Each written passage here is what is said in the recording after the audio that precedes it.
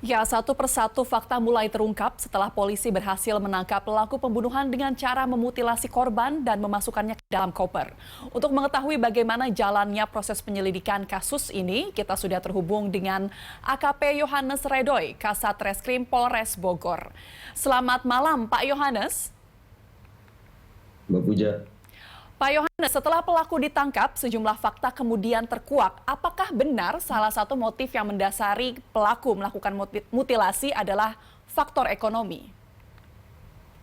Ya, dapat kami sampaikan bahwa hasil pemeriksaan dari pelaku setelah sampai di Polres Bogor, bahwa yang bersangkutan memang menurut fakta yang kami temukan mengambil sebagian barang berharga milik korban, yaitu berupa uang maupun barang-barang lainnya seperti handphone dan ATM serta buku tabungan korban. Demikian, Mbak Puja. Baik, berarti memang ada faktor ekonomi karena pelaku sempat mengambil uang, HP, dan juga ATM korban. Pak Yohanes, dari informasi yang kami dapatkan, pelaku dan korban sudah tinggal bersama selama 4 bulan. Apakah ini berarti ada hubungan spesial antara korban dan pelaku? Baik, perlu saya jelaskan bahwa menurut keterangan pelaku, 4 bulan yang lalu, yaitu sekitar bulan Desember tahun lalu, memang korban dan pelaku pertama kali kenal pada saat korban memesan kendaraan melalui aplikasi mobil online, di mana si pelaku sebagai driver online-nya, dan dikarenakan korban merasa cocok dengan disupiri oleh si pelaku ditawari oleh korban untuk menjadi supir pribadi. Mulai saat itulah kedekatan antara mereka terjadi, dan beberapa kali menurut keterangan pelaku, memang pelaku tinggal bersama dengan korban di tempat tinggal korban, menjadi supir pribadi korban. Jadi sudah 4 bulan sekitar, Mbak, mereka berhubungan dekat. Baik, pelaku dan korban sudah berhubungan selama kurang lebih 4 bulan. Pak Yohanes, dari informasi ini kami juga mendapatkan informasi bahwa pelaku membuang potongan bagian tubuh korban dan bukti lain di tempat yang berbeda. Apa yang membuat pelaku melakukan hal tersebut dan di mana saja potongan korban dan juga potongan tubuh dan juga bukti lain ditemukan? Baik, sebelum itu saya ingin mengulangi penjelasan mengenai modus operandi korban, bahwa setelah terjadi percekcokan atau perkelahian antara keduanya, pelaku mengaku menusuk korban menggunakan senjata tajam berupa pisau pada bagian lehernya korban, yang menyebabkan tewasnya si korban. Setelah dipastikan tewas, kemudian si pelaku mencoba memotong-motong korban menggunakan pisau tersebut, namun tidak berhasil karena keras, sehingga si pelaku mencari alat lain dan didapatkanlah di sebuah toko, yaitu alat pemotong mesin, yaitu gerinda, yang digunakan oleh pelaku untuk memotong-motong jasad si korban, supaya memudahkan si pelaku untuk membuang jasad korban yang sudah direncanakan memang dibuang secara terpisah menggunakan koper dan kantong plastik.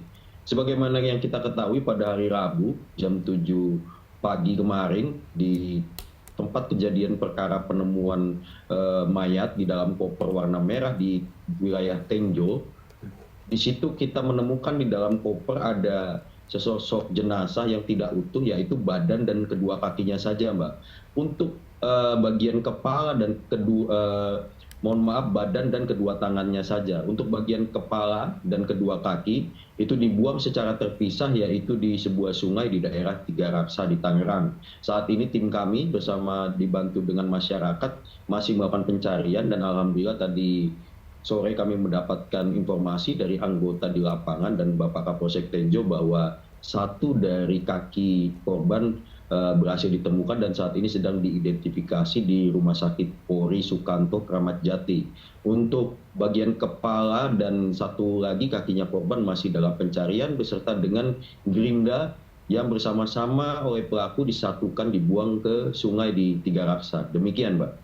Baik, berarti memang pelaku sengaja memisah-misahkan bagian tubuh ini. Apakah pelaku melakukan hal tersebut untuk mempersulit proses pencarian dan juga mempersulit ditemukannya pelaku?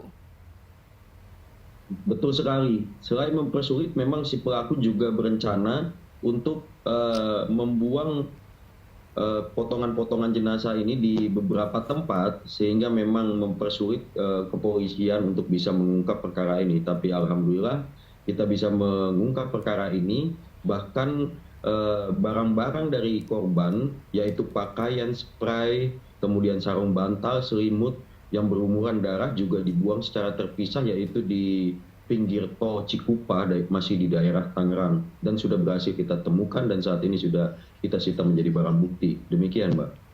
Baik, Pak Yohanes, hingga saat ini apakah ada indikasi bahwa pelaku ini memiliki gangguan jiwa dan apakah nanti akan ada pemeriksaan psikologis dari keadaan pelaku?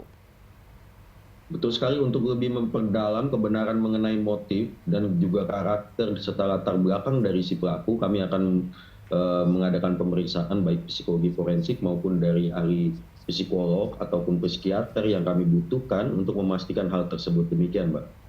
Baik, berarti nanti akan terus didalami kondisi kejiwaan pelaku. Pak Yohanes, kami ingin mengonfirmasi, tadi Bapak menyebut bahwa pelaku dan korban ini memiliki hubungan yang spesial. Apakah ini berarti pelaku dan korban mempunyai orientasi ataupun preferensi seksual yang berbeda?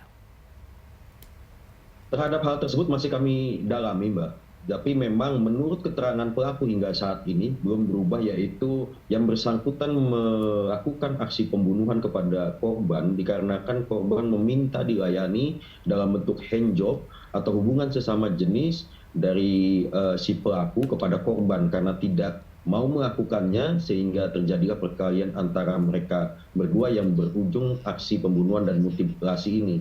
Tapi sekali lagi kami temukan fakta hukum di mana barang-barang berharga si korban juga diambil dan dibawa lari oleh si pelaku yang menyebabkan motif ini juga masih perlu kami dalami lagi, apakah memang murni motif ekonomi atau ada hal-hal terkait dengan hubungan sesama jenis yang tadi Mbak Puja sampaikan. Demikian.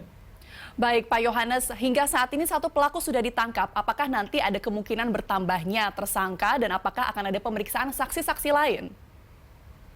Baik, berdasarkan pemeriksaan kami dan fakta hukum yang kami dapatkan, memang bisa kami pastikan bahwa pelaku ini memang sendirian atau dengan kata lain pelaku tunggal. Demikian, Mbak. Baik, Pak Yohanes, berarti dari penjelasan Pak Yohanes, ini kita bisa mencatat bahwa pelaku dan korban memang sempat mengenal, yaitu sempat mengenal selama 4 bulan.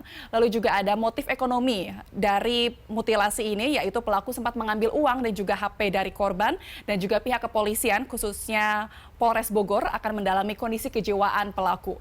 Terima kasih Pak Yohanes, Kasat Reskrim Polres Bogor untuk waktu dan informasinya. Selamat malam. Selamat malam.